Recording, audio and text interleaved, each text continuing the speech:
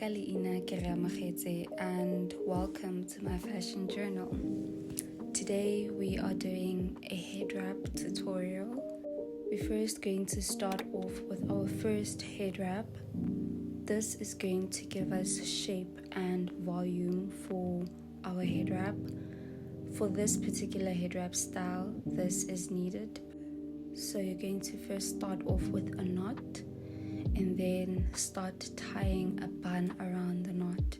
The trick is to place your hand while you are wrapping the bun as it gets bigger so that it stays flat and give us the low bun look that we're looking for. And it also helps securing the bun in place and making sure that the other part of the head wrap does not move.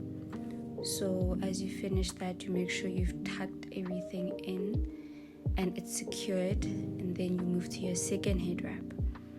You do the very same thing you did with the first one. You tie a knot at the back, and then we're going to take one part of the head wrap and bring it over our head to make a pleated look on top.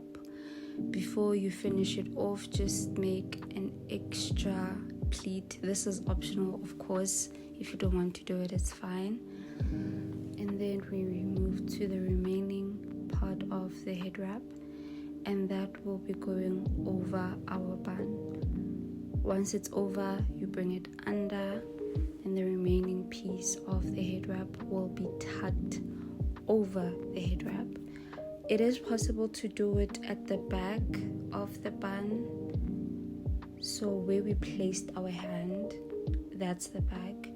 But I find that it's not very secure when you tuck it in there. So the safest option is to tuck it over the bun. And at this point, we're just straightening out anything that does not seem straight, neatening everything out. That's a word. And we are also tucking any loose ends of the head wrap. So if you like this video, please like it, leave a comment down below, and share it with somebody who thinks might find this helpful. Until the next one, take care.